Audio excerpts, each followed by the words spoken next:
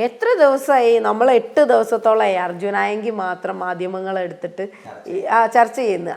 പ്രേക്ഷകരോടാണ്, നമ്മൾ ഒരിക്കലും ഒരു കുറ്റവാളിയെയും ന്യായീകരിക്കുകയല്ല. പ്രോസിക്യൂഷൻ എന്ന് പറയുന്നത് രാജ്യമാണ്, സ്റ്റേറ്റാണ്. അവിടെ സ്റ്റേറ്റ് തോറ്റുപോകുന്നു. ഇതിനെ കൊണ്ടുള്ള ഒരു ആപത്തുണ്ട്, ഒരു വിപത്ത് എന്ന് പറയുന്നത് കുട്ടികളാണ് ഇതിനൊക്കെ അഡിക്ഷനിലേക്കും കാര്യങ്ങളിലേക്കൊക്കെ വരുന്നത്. ഭരണകൂടം അതിന് നേതൃത്വം കൊടുത്തിട്ട് ഒരു ട്രെൻഡ് ഉണ്ടാക്കിയെടുക്കരുത്. ആ ട്രെൻഡിലേക്ക് കുഞ്ഞുങ്ങളെ കൊണ്ടുവരരുത്. സമൂഹ മാധ്യമങ്ങളിൽ മുഴുവൻ തന്നെ ഇപ്പോൾ അർജുൻ ആയങ്കിയുടെ അറസ്റ്റും ഒപ്പം തന്നെ ഗുണ്ടകൾക്കെതിരെ സംസ്ഥാന ഭരണകൂടം സ്വീകരിക്കുന്ന നിലപാടുകളുമാണ് ചർച്ചയായിക്കൊണ്ടിരിക്കുന്നത്. നമ്മളോടൊപ്പം ഉള്ളത് അഡ്വക്കേറ്റ് ബബിലയാണ്. നമസ്കാരം. പല വിഷയം വരുന്ന സമയത്ത് സോഷ്യൽ മീഡിയ ഒരു പ്രാധാന്യം കണക്കിലെടുത്തുകൊണ്ട് മാത്രം ഒരു അറസ്റ്റിലേക്ക് നീങ്ങാമോ എന്നുള്ളതാണ് ആദ്യത്തെ ചോദ്യം. ഇതിനു മുൻപും സോഷ്യൽ മീഡിയ വിഷയങ്ങളുമായി ബന്ധപ്പെട്ട് ഭാഗ്യലക്ഷ്മിയുടെ വിഷയത്തിൽ നിരവധി വിഷയങ്ങളിൽ പോസ്റ്റുമായി ബന്ധപ്പെട്ടൊക്കെ നടപടി ഉണ്ടാകാറുണ്ട്. പക്ഷേ പിന്നീട് ഒരു സിനിമ കാണുന്ന പോലെ തന്നെ സൈബർ ലോകം ഉറ്റുനോക്കുകയാണ്. അർജുനായെങ്കിൽ വെല്ലുവിളിക്കുന്നു, പോലീസ് അതിനെ പിറകെ ഓടുന്നു. ഒപ്പം തന്നെ ഈ അറസ്റ്റ് എപ്പോൾ നടക്കും, വീണ്ടും വെല്ലുവിളി വരുന്നു, വീഡിയോ വരുന്നു.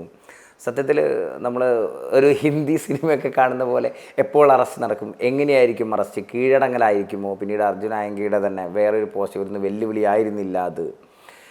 ഇങ്ങനെയൊക്കെയാണോ ഒരു നിയമ സംവിധാനം ചലിക്കേണ്ടത് എന്നുള്ള ആദ്യത്തെ ചോദ്യമാണ്. അർജുനായെങ്കിയുടെ വിഷയവുമായി ബന്ധപ്പെട്ട് പ്രൈമറി ചോദിക്കാനുള്ളത് നിയമത്തിനപ്പുറത്ത് എപ്പോഴും ഇൻഫോർമേഷൻ ആക്ട് പ്രകാരമുള്ള സെക്ഷൻസ് വരുന്ന സമയത്ത് 66, 67 നമ്മൾക്ക് സാധാരണ അറിയാവുന്ന സെക്ഷൻസാണ്. അതുപ്രകാരം ഇപ്പോൾ BNSS വന്നപ്പോഴാണ് കുറച്ചും കൂടി ഇൻഫോർമേഷൻ ആക്ടിന് ഒരു സ്ട്രെങ്തൻ വന്നത്. അതുവരെ നമുക്ക് അതിൽ കേസ് എടുക്കുക, അറസ്റ്റ് ചെയ്യുക, അതിലേക്കൊന്നും പോകാൻ പറ്റുന്നുണ്ടായില്ല. പക്ഷേ BNSSൻ്റെ വരവോട് കൂടിയിട്ട് നമുക്ക് ഇപ്പോൾ ഇൻഫർമേഷൻ ടെക്നോളജി ആക്ട് പ്രകാരം നമുക്ക് എന്തെങ്കിലും ഒരു ഇത് വരികയാണെങ്കിൽ 66, 67 എന്ന് പറയുന്ന സെക്ഷൻസൊക്കെ വെച്ചിട്ട് നമുക്ക് അറസ്റ്റ് ചെയ്യാം. അത് ഒരു 2 ഇയർ വരെ അല്ലെങ്കിൽ ഫൈനൊക്കെ അടച്ചിട്ടുള്ള ഇംപ്രിസൺമെൻറ്റോ അങ്ങനെ വളരെ കുറച്ചിട്ടുള്ള കാര്യങ്ങളൊക്കെ ആയിട്ട് ഈ പറഞ്ഞ പോലെ തന്നെ കോടതി വാദവും മറ്റ് നടപടികളൊക്കെ പൂർത്തിയായതിനു ശേഷം മാത്രം. പക്ഷേ ഇപ്പോഴത്തെ അർജുനായെങ്കിൽ ഗുണ്ട അങ്ങനെ ഓപ്പറേഷൻ ഗ്രിപ്പ് എന്നൊക്കെയുള്ള ആ ഒരു ഇതിലേക്ക് വരികയാണെങ്കിൽ ഓപ്പറേഷൻ തൂഫാൻ്റെ ഒരു ശാക്തീകരണത്തിൽ നിന്നോ അല്ലെങ്കിൽ അതിൻ്റെ ഉള്ള ഒരു എഫക്റ്റിൽ നിന്നോ ഒക്കെ മാറി വരാത്ത ഭരണകൂടം ഒരു ഓപ്പറേഷൻ ഗ്രിപ്പ് ഉണ്ടാക്കുകയും കാപ്പ പ്രതികൾ എന്ന് പറയുന്ന കാപ്പ ചുമത്തേണ്ടത് ആരെ എന്ന് കാപ്പ ആക്ട് പ്രകാരം നോക്കുകയാണെങ്കിൽ 3 വർഷത്തിൻ്റെ വിചാരണ തടവ് അല്ലെങ്കിൽ വിചാരണ നടന്നുകൊണ്ടിരിക്കും 3 വർഷത്തിന് മുകളിൽ ശിക്ഷ വിധിക്കാവുന്ന കേസുകളുടെ തടവ് അല്ലെങ്കിൽ ട്രയൽ നടന്നുകൊണ്ടിരിക്കുന്ന 2 കേസോ അതിൽ കൂടുതലോ ഉണ്ടെങ്കിൽ കാപ്പ ചുമത്താം. എങ്ങനെ ചുമത്താം? 1 വർഷം നോക്കണം, ഹിസ്റ്ററി എങ്ങനെയുണ്ട്, ആൻറ്റിസിഡൻസ് ഉണ്ടോ, കേസ് ഹിസ്റ്ററി, അയാളെ കുറിച്ച് പഠിക്കണം. അയാൾ ഇങ്ങനെ പബ്ലിക് ഓർഡറിന് എതിരായിട്ട് പ്രവർത്തിക്കുന്ന ഒരാളോ ആണോ എന്നൊക്കെ പഠിച്ചതിന് ശേഷം ലോ ആൻഡ് ഓർഡറും പബ്ലിക് ഓർഡറും രണ്ടാണ്. ലോ ആൻഡ് ഓർഡർ എന്ന് പറയുന്നത് ഗവൺമെൻറ്, അതായത് പോലീസൊക്കെ വരുന്നത്, അതാണ് ലോ ആൻഡ് ഓർഡർ. അതിന് ന്യൂയിസൻസ് അങ്ങനെ ഇഷ്ടം പോലെ കേസ്, റാഷ് ഡ്രൈവിംഗ് ഒക്കെ കൊടുക്കുന്നില്ലേ, 218 ഒക്കെ. പൊതുജനത്തിന് ഇയാൾ എത്തരത്തിലാണ് ഭീഷണിയാകുന്നത് എന്നുള്ളതാണ് കാപ്പയിലേക്ക് വരുന്ന സമയത്ത് പ്രഥമമായി പരിഗണിക്കുക. അയാൾക്ക് മുൻപ് കേസുണ്ടായിരിക്കാം, അയാൾ ഇത്ര കാലം ശിക്ഷിച്ചിരിക്കാം, പക്ഷെ അയാൾ ഇപ്പോൾ എങ്ങനെയാണ് എന്നുള്ള 1 വർഷത്തെ കേസ് ഹിസ്റ്ററി പഠിച്ചിട്ട് വേണം. ഇപ്പം നമ്മൾ ഓപ്പറേഷൻ ഗ്രിപ്പിൽ അറസ്റ്റായ എല്ലാവരെയും നമ്മൾ എടുത്തു നോക്കിയാൽ ഈ പഠനമൊക്കെ സംഭവിച്ചിട്ടുണ്ടോ എന്നുള്ളതാണ് ആദ്യത്തെ ചോദ്യം.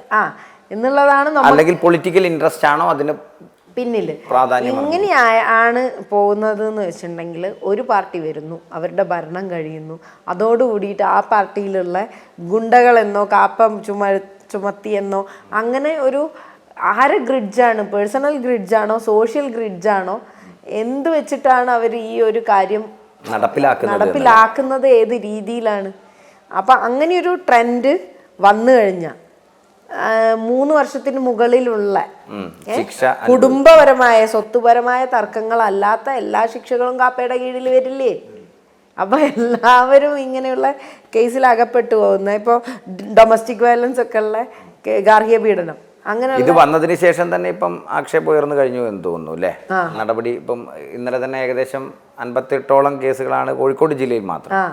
അപ്പം അത്രയും പേരെ കുടുംബമായിട്ട് ജീവിക്കുന്ന ഒരു സോഷ്യൽ കോൺട്രിബ്യൂഷൻസ് കൊടുക്കുന്ന ഭാര്യ ഭർത്താവ് അവരുടെ കുടുംബാംഗങ്ങളെയൊക്കെ ഒരു അവസ്ഥ ആലോചിച്ചൊക്കെ രാത്രി പോയിട്ട് കാപ്പ പ്രതിയാണ് എന്നും പറഞ്ഞിട്ട് ഇവരെ പിടിക്കുമ്പോൾ നല്ല നടപ്പിനൊക്കെ ഉള്ള ഒരു കാലത്ത് ഓപ്പൺ ജയിൽ സിസ്റ്റം ഒക്കെ നമ്മൾ പലപ്പോഴും പറയാറുണ്ട് സിസ്റ്റം എന്ന് പറഞ്ഞു കഴിഞ്ഞാൽ ഒരു മനുഷ്യനെ നവീകരിക്കാൻ കൂടെ ഉള്ളതാണ് എന്നുള്ളത്. അപ്പൊ അങ്ങനെ നല്ല നടപ്പ് ഓപ്പൺ ജയിൽ സിസ്റ്റം ഒക്കെ കൊണ്ടുവരണം എന്ന് ഘോരം പ്രസംഗിക്കുന്ന നമ്മളെ പോലുള്ള ഹ്യൂമൻ റൈറ്റ്സിന്റെ വക്താക്കള് മുന്നിൽ കൂടെ ആണ്. നമ്മളെപ്പോലെ എന്ന് പറഞ്ഞിട്ടുണ്ടെങ്കിൽ കേരളം സ്വതവേ ഹ്യൂമൻ റൈറ്റ്സിന് വേണ്ടിയിട്ട് നിലകൊണ്ടിട്ടുണ്ട് എന്നും.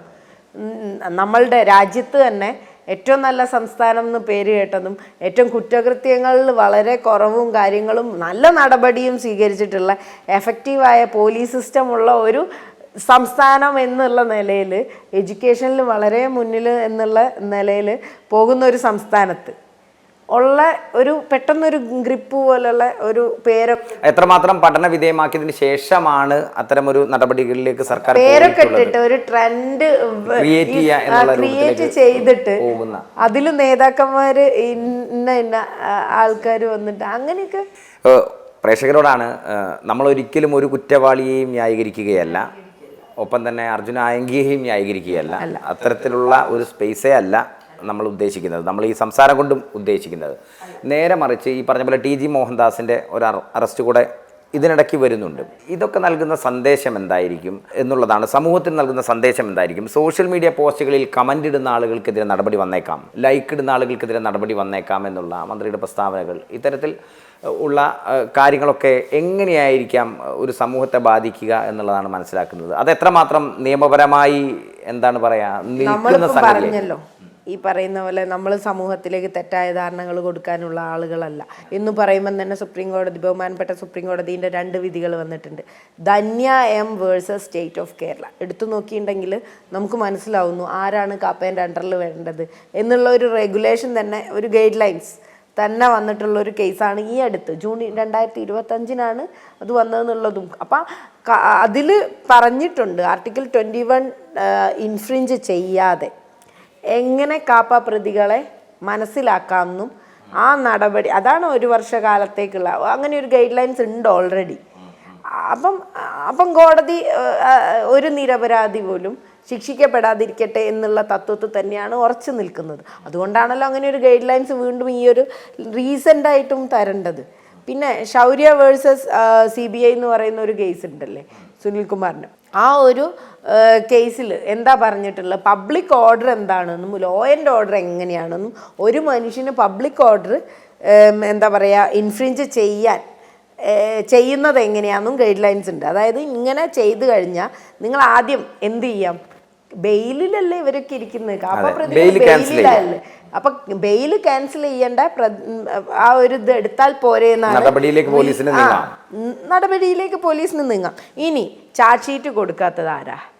ചാർജ് ഷീറ്റ് കൊടുക്കാത്തതും ഈ പോലീസുകാർ തന്നെയാ. പോലീസ് സിസ്റ്റം എന്ന് പറയുന്ന വലിയ ഗൗരവമുള്ള കേസുകൾക്കകത്ത് ഇത്തരത്തിൽ നടപടിക്രമങ്ങളിലെ വീഴ്ച മൂലം പ്രതികൾ രക്ഷപ്പെടുമ്പോൾ കോടതി തന്നെ ഈ സംവിധാനത്തെ രൂക്ഷമായി വിമർശിച്ചു. റീസെന്റ് കേസിൽ 2026 ഈ കേസ് വരുന്നത് ശൗര്യ കേസ്, അതിൽ കോടതി ചോദിക്കുന്നത് ഒരു ചാർജ് ഷീറ്റ് കൊടുത്തിട്ടില്ല എന്നും പറഞ്ഞിട്ട് ഡിഫോൾട്ട് ബെയിലിലേക്ക് പോകുന്നു. നിങ്ങൾക്കൊരു പോലീസുകാർക്ക് പോലീസ് റിപ്പോർട്ട് കൊടുത്തൂടെ എന്നാണ് കോടതി ചോദിക്കുന്നത്. എന്നിട്ട് അതാണ് വേർഡിക്റ്റ് ആയിട്ട് വന്നത്. പോലീസ് റിപ്പോർട്ടും ചാർജ് ഷീറ്റ് കൊടുത്തില്ല എന്ന കാരണത്താൽ ഡിഫോൾട്ട് ബെയിലാവില്ല, പോലീസ് റിപ്പോർട്ട് ഉണ്ടെങ്കിൽ എന്നാണ് ആ വിധിയിൽ പറയുന്നത്. അപ്പോൾ ആലോചിച്ച് നോക്കൂ, കോടതി അതിനെ വളരെ ഗൗരവത്തോട് കൂടിയിട്ട് നോക്കിക്കാണുന്നുണ്ട് അല്ലേ. 1000 അപരാധികൾ രക്ഷപ്പെട്ടാലും ഒരു നിരപരാധി പോലും ശിക്ഷിക്കപ്പെടാതെ, ഇത് ജനറൽ റൂളാണ്. അതിൽ നിന്നുകൊണ്ട് തന്നെയാണ് ഇപ്പോഴും നിയമ സംവിധാനം ഈ ഒരു റീസെൻ്റായിട്ട് കേസസിൽ കണ്ടുവരുന്നത്. അർജുന ആയങ്കിയുടെ കേസ് നമ്മൾ പ്രത്യേകം പരിശോധിച്ച് കഴിഞ്ഞാൽ ഇതിനകത്ത് മുൻകാല ഹിസ്റ്ററികളുടെ പേരിലുള്ള നടപടിയാണോ അതല്ലെങ്കിൽ ഇപ്പോഴത്തെ നടപടിയാണോ, ഏതായിരിക്കും നിലനിൽക്കുക എന്നാണ് തോന്നുന്നത്? പൊളിറ്റിക്കൽ ഇൻട്രസ്റ്റോ അല്ലെങ്കിൽ പൊളിറ്റിക്കൽ സ്റ്റണ്ടോ ഒക്കെ മാറ്റി വെച്ച് കഴിഞ്ഞാൽ അതിന് കേസായിട്ട് പരിഗണിക്കുകയാണെങ്കിൽ 23 കേസ് ഉണ്ട് ആൾക്ക് എന്നാണ് മനസ്സിലാവുന്നത് നമുക്ക്. അപ്പോൾ ഈ 23 കേസുകളിൽ ഉള്ളതിൽ മിക്കവാറും ഒരു 5 കേസ് 6 കേസ് മാത്രമല്ല 5 വർഷത്തിൻ്റെ മുകളിലുള്ളത്. കാരണം ഇപ്പം നമ്മൾ സ്വർണം പൊട്ടിക്കൽ, സ്വർണ്ണക്കടത്ത് എന്നുള്ളത് പോലും എടുത്തു നോക്കിയാൽ 5 വർഷത്തിൽ മുകളിലുണ്ട്. ഓക്കെ, കാപ്പ പ്രതി അല്ല എന്ന് ഞാനും പറയുന്നില്ല. അർജുൻ ആയങ്കി എന്ന് പറയുന്ന വ്യക്തിനെ മാത്രമാണ് എടുക്കുന്നതെന്ന് വെച്ചിട്ടുണ്ടെങ്കിൽ കുഴപ്പമില്ല. പക്ഷെ ഞാനിവിടെ വന്ന് ഇരിക്കുന്നത് അർജുൻ ആയങ്കിനെ കുറിച്ച് മാത്രം പറയാനല്ലായിരുന്നു. കാപ്പ പ്രതികൾ 55 പേരെ അറസ്റ്റ് ചെയ്തു എന്ന് വെണ്ടയ്ക്ക അക്ഷരത്തിൽ ഈ പറയുന്ന പോലെ എഴുതി കാണിക്കുന്നുണ്ടല്ലേ. ഈ 55 പേരെയും കാര്യമാണ് ഞാൻ ചോദിക്കുന്നത്. അർജുൻ ആയങ്കിക്കൊക്കെ 1 ഇയറിൽ പുള്ളിക്കാരൻ വെല്ലുവിളിക്കുകയും കാര്യങ്ങളും അതും ഇതും ഒക്കെ ചെയ്തു. ഇൻഫോർമേഷൻ ആക്ട് പ്രകാരം നിങ്ങൾക്ക് എടുക്കാം, ഇത്രയേ ഉള്ളൂ എന്നൊക്കെ പറഞ്ഞിട്ട്. പക്ഷെ അപ്പോഴും കാപ്പ ചുമത്തിയിട്ട് ഈ പുള്ളീനെ അകത്തിട്ടിട്ടുണ്ടോ? ഉണ്ട്. ഇപ്പോഴല്ല കാപ്പ ചുമത്തുന്നത്, കാപ്പ ഓൾറെഡി ഇരിക്കുകയാണ്. അപ്പം കാപ്പ ചുമത്തിയ ഒരു പ്രതിനെ വീണ്ടും കാപ്പ ചുമത്താൻ വേണ്ടിയിട്ട് അയാൾ ഇത് ചെയ്തിട്ടുണ്ടോ നോക്കണ്ടേ? അങ്ങനെ അത് പരിശോധിച്ചിട്ടുണ്ടോ? അങ്ങനെയാണെങ്കിൽ അയാൾ ചെയ്ത ഇപ്പം വയലേഷൻ എന്താണ്? അത് ഇപ്പം ചെയ്തത് ലോ ആൻഡ് ഓർഡറിനെ വെല്ലുവിളിക്കുക എന്നുള്ളതാണ്. അപ്പം ലോ ആൻഡ് ഓർഡറും പബ്ലിക് ഓർഡറും തമ്മിലുള്ള വ്യത്യാസം ഇപ്പോൾ പറയാൻ വേണ്ടിയിട്ട് എടുത്തു. ധന്യായം കേസ് ഉണ്ടല്ലോ, അത് പ്രകാരമാണോ നിങ്ങൾ ഈ കാര്യങ്ങൾ ചെയ്തത് എന്നുള്ളത് മാത്രമേ ഞാൻ ചോദിക്കുന്നുള്ളൂ. വേറെ ഒന്നും നമുക്ക് ഡിസ്കഷനിലേ വരുന്നില്ല. ആർട്ടിക്കിൾ 21 പ്രകാരമുള്ള നിയമസാധുതയുള്ള നമ്മളുടെയൊക്കെ സംരക്ഷണം, നമ്മൾക്ക് സ്വസ്ഥമായി ജീവിക്കാനും സ്റ്റാറ്റസും ഡിഗ്നിറ്റിയും ക്വാളിറ്റിയോട് കൂടിയിട്ടുള്ള സ്റ്റാൻഡേർഡ് ഓഫ് ലിവിങ് എന്ന് പറയുന്ന ഒരു തത്വത്തിലേക്ക് ജീവിച്ച് മുന്നോട്ട് പോകാൻ വേണ്ടിയിട്ടുള്ള സംരക്ഷണം തരുന്ന ആർട്ടിക്കിൾ 21 പോലെയുള്ള ഒരു നിയമ സംവിധാനം നിലനിൽക്കുമ്പോൾ, ശക്തമായ നിയമ സംവിധാനം നിലനിൽക്കുമ്പോൾ അതിനെ ഇൻഫ്രിഞ്ച് ചെയ്യുന്നുണ്ടോ എന്നുള്ളത് മാത്രമേ നമുക്കുള്ളൂ. ഈ ഭരണകൂടത്തിൻ്റെ ഇൻട്രസ്റ്റ് അനുസരിച്ച് ഈ നിയമത്തെ വ്യാഖ്യാനിക്കുകയും ഒപ്പം തന്നെ അതിനനുസരിച്ച് സിസ്റ്റം ആക്ട് ചെയ്യുകയും ചെയ്യുന്ന ഒരു സാഹചര്യത്തിലേക്കാണോ നിലവിൽ പോകുന്നത് എന്നുള്ളതാണോ ഒറ്റ നോട്ടത്തിൽ തോന്നുന്നത്? അതെ, അങ്ങനെ തന്നെയാണ്. മാറി വരുന്ന പൊളിറ്റിക്കൽ പാർട്ടികൾ തമ്മിലുള്ള ഏതോ ഒരു ഗ്രഡ്ജോ ഈഗോയോ എന്തോ ഒന്ന് ഫേസ് ചെയ്യാണ് ഇപ്പോൾ ചെയ്യുന്നത് എന്നാണ് മനസ്സിലാവുന്നത്. പക്ഷേ ഇതിനെ കൊണ്ടുള്ള ഒരു ആപത്തുണ്ട്, ഒരു വിപത്ത് എന്ന് പറയുന്നത് കുട്ടികളാണ് ഇതിനൊക്കെ അഡിക്ഷനിലേക്കും കാര്യങ്ങളിലേക്കൊക്കെ വരുന്നത്. നമ്മളിപ്പം MDMA നിരോധിക്കാൻ വേണ്ടിയിട്ട് ഇപ്പോൾ ഇത്രയും ശക്തമായ നിയമങ്ങളും കാര്യങ്ങളും കൊണ്ടുവരുന്ന അവർക്ക് വേണ്ടി മാത്രമാണ്. തലമുറ ഇനിയുള്ള, അതായത് ജെൻസി ആൽഫ എന്നൊക്കെ പറയുന്ന ജെൻസി എന്ന് പറയുന്ന തലമുറ, നമ്മളുടെ തലമുറയെ സംരക്ഷിക്കണമെങ്കിൽ ഈ ട്രെൻഡുകളൊന്നും അടിച്ച് ദയവ് ചെയ്ത് ഭരണകൂടം അതിന് നേതൃത്വം കൊടുത്തിട്ട് ഒരു ട്രെൻഡ് ഉണ്ടാക്കിയെടുക്കരുത്. ആ ട്രെൻഡിലേക്ക് കുഞ്ഞുങ്ങളെ കൊണ്ടുവരരുത്. നമ്മൾ പലപ്പോഴും വിചാരിക്കുന്നത് ഇത് സമൂഹത്തിന് പാഠമാകുന്നതെന്നാണ്. പക്ഷെ നേരെ ഒരു ഓപ്പോസിറ്റ് ആണ് പലപ്പോഴും ഉണ്ടായിക്കൊണ്ടിരിക്കുന്നത്. ഇപ്പോഴും ഒരു ഹീറോ പരിവേഷം ഇതൊക്കെ സമൂഹത്തിനാവാം. ഇതിന് എത്ര ദിവസമായി നമ്മൾ 8 ദിവസത്തോളമായി അർജുനായെങ്കിൽ മാത്രം മാധ്യമങ്ങൾ എടുത്തിട്ട് ചർച്ച ചെയ്യുന്നത്. അതിൽ ചർച്ച ചെയ്യുന്നത് എന്താ? സോഷ്യൽ മീഡിയയിൽ എത്രത്തോളം ഇയാൾക്ക് ഫോളോവേഴ്സ് ഉണ്ട്, കാര്യങ്ങളുണ്ട്. അപ്പോൾ ഒരു ആളെ സെലിബ്രിറ്റി എങ്ങനെയാക്കാന്നുള്ളതായിരിക്കും കുട്ടിയുടെ മനസ്സിലേക്ക്. ഓക്കെ, എൻ്റെ സോഷ്യൽ മീഡിയയിൽ ഇത്രയും ഫോളോവേഴ്സ് ഉണ്ടെങ്കിൽ ഞാൻ സെലിബ്രിറ്റി ആയി. അത്തരത്തിലേക്കാ കാര്യങ്ങൾ പോവുക. അതിന് എങ്ങനെയാണ് ഈ പറയുന്ന ആൾ യൂസ് ചെയ്തത്? ഓക്കെ, എനിക്കും അപ്പം രാഷ്ട്രീയ പരിവേഷം കിട്ടാൻ ഇന്നത് ചെയ്താൽ മതി, എന്നെയും രാഷ്ട്രീയക്കാർ സപ്പോർട്ട് ചെയ്യും. ഓക്കെ, അങ്ങനെ ഒരു തെറ്റായ പ്രവണത എവിടെയോ ഒന്ന് കിട്ടുന്നുണ്ട്. ആ കിട്ടുന്നത് വെച്ചിട്ട് ഉള്ള കാര്യങ്ങൾ എത്ര സ്കൂളുകളിലാണ് നമ്മൾ എത്ര ഘോരം പ്രസംഗിച്ചിട്ടും എത്ര സമരം ചെയ്തിട്ടും നമുക്ക് സ്കൂളിൽ സൈക്കോളജിസ്റ്റിനെ ഇടാനുള്ള ഒരു അവസരം കിട്ടിയത് അല്ലേ? ഇപ്പൊ എത്ര കേസുകൾ നമ്മൾ എങ്ങനെയാണ് കുട്ടികളപ്പം MDMA ആയാലും റേപ്പ് ആയാലും അല്ലെങ്കിൽ അങ്ങനെയുള്ള തെറ്റായതൊക്കെ കൊണ്ടുവരുന്ന ഈ ഒരു സാധനം എഡ്യൂക്കേഷൻ സിസ്റ്റത്തിൽ കൊണ്ടുവന്നതിന് ശേഷമാണ്. യഥാർത്ഥത്തിൽ ഈ സമൂഹത്തിലുള്ള ഇത്തരത്തിൽ ഗുണ്ട ആക്റ്റുകൾ കുറയ്ക്കുക, ഇത്തരത്തിലുള്ള നടപടിക്രമങ്ങളാണ് പോലീസ് ഉദ്ദേശിക്കുന്നതെങ്കിൽ അതിന് നിയമത്തിൽ തന്നെ കൃത്യമായ രീതികളും കാര്യങ്ങളും ഉള്ള ഒരു സാഹചര്യത്തിലല്ലേ എങ്ങനെയായിരുന്നു ശരിക്കും ഈ കാപ്പ ഉൾപ്പെടെയുള്ള ഇത്തരത്തിലുള്ള ആക്ടിവിറ്റിയിൽ ഏർപ്പെടുന്ന ആളുകളുടെ കണക്കെടുക്കുക, അത്തരത്തിൽ ഈ കേസ് പരിശോധിക്കുക, അതിന് ഒരു ലിസ്റ്റ് ഉണ്ടാക്കുക, അവർക്കൊരു ചെറിയ സമയം കൊടുക്കുക, ഇത്തരത്തിലൊരു ആക്ടിലേക്കൊക്കെ ആയിരുന്നില്ലേ ശരിക്കും ഭരണകൂടം പോകേണ്ടി? തീർച്ചയായിട്ടും ഞാനതല്ലേ പറഞ്ഞ, ആരാണ് ചാർജ് ഷീറ്റ് കൊടുക്കാത്തത്? ശരിയാണ്, പോലീസിന് രാഷ്ട്രീയ പാർട്ടികളുടെ രാഷ്ട്രീയമുണ്ട്, അല്ല സമ്മർദ്ദം, രാഷ്ട്രീയ പാർട്ടികള് ഓരോരുത്തർ മാറി മാറി വരുന്നതിനനുസരിച്ച് പോലീസിൽ സിസ്റ്റം ആക്ട് ചെയ്യണം എന്നുള്ള തരത്തിലേക്ക് മാറുകയാണ്. സിസ്റ്റത്തിൽ വരുന്ന ഒരു സമ്മർദ്ദം. ഓക്കെ, ആ സമ്മർദ്ദം മൂലം അവർക്ക് വേണ്ടപ്പെട്ടവർ, അതായത് ഭരിക്കുന്നവർക്ക് വേണ്ടപ്പെട്ടവർക്ക് ചാർജ് ഷീറ്റ് കൊടുക്കണ്ട എന്ന് തീരുമാനിക്കുന്ന രാഷ്ട്രീയ പ്രവർത്തകർ അല്ലെങ്കിൽ നേതാക്കന്മാർ, അങ്ങനെ പ്രവർത്തിച്ചിട്ട് പോലീസിനെ സ്റ്റബേൺ ചെയ്യുന്ന ആൾക്കാർ ഇതേ പോലീസിനെ വീണ്ടും പാർട്ടി മാറുന്ന സമയത്ത് വലിച്ചഴിച്ച് കൊണ്ടുവരുമ്പം ചാർജ് ഷീറ്റ് കൊടുക്കാതിരിക്കുന്നതിന് പഴി കേൾക്കുന്നത് പോലീസും പ്രോസിക്യൂഷനാണ്. പ്രോസിക്യൂഷൻ ആണ് പഴി കേൾക്കേണ്ടത് എന്തിൻ്റെ? റിപ്പോർട്ട് മര്യാദയ്ക്ക് കൊടുക്കാതിരിക്കുമ്പോൾ. ഓക്കെ, ഇതേ പ്രോസിക്യൂഷനാണ് ഫെയിലിയർ ആവുന്നത് കോടതിയിൽ. അങ്ങനെ ഫെയിലിയർ ആവുമ്പോൾ ആരാണ് തോൽക്കുന്നത്? അവിടെ സ്റ്റേറ്റ് ആണ് തോൽക്കുന്നത്, അല്ലേ? പ്രോസിക്യൂഷൻ എന്ന് പറയുന്നത് രാജ്യമാണ്, സ്റ്റേറ്റാണ്. അവിടെ സ്റ്റേറ്റ് തോറ്റു പോകുന്നു. അപ്പം നിയമ സംവിധാനം ശക്തമായാൽ മാത്രം ഒരു സ്റ്റേറ്റിന് പിടിച്ചു നിൽക്കാൻ പറ്റില്ല. അതിൻ്റെ സിസ്റ്റം എന്ന് പറയുന്ന സിസ്റ്റം അഡ്മിനിസ്ട്രേഷനും കൂടി നേരെയാവണം, അല്ലേ? ഇതിൽ 3 ഇതാണ് ഉള്ളത്. എക്സിക്യൂഷനും വേണം, ജുഡീഷ്യറിയും വേണം. ഇതൊക്കെ കൂടി ഒരുമിച്ച് വന്നാൽ മാത്രമേ, ഈ 3 പില്ലേഴ്സ് ഒരുമിച്ച് വന്നാൽ മാത്രമേ നമുക്ക് ഈ പറയുന്ന സാധനങ്ങൾ മുന്നോട്ട് പോകാൻ പറ്റുള്ളൂ. അപ്പോൾ ഈ എക്സിക്യൂഷൻ ചെയ്യേണ്ട ആൾക്കാർ, എക്സിക്യൂട്ടീവ് ലെവലിൽ ഇരിക്കുന്ന നേതാക്കന്മാർ വന്നിട്ട് ഈ പറയുന്ന അഡ്മിനിസ്ട്രേഷൻ ലെവലിൽ ഇരിക്കുന്ന നേതാക്കന്മാരെ പിടിച്ചു വെച്ചിട്ടുണ്ടെങ്കിൽ ജുഡീഷ്യൽ ആയിട്ട് എന്തൊക്കെ നിയമങ്ങൾ ഇറക്കി എന്ന് പറഞ്ഞാലും ഗൈഡ് ലൈൻസ് ഉണ്ടെന്ന് പറഞ്ഞാലും ആക്ട് ആവൂല, സമൂഹത്തിലേക്ക് അതിൻ്റെ പ്രവർത്തനം കിട്ടില്ല.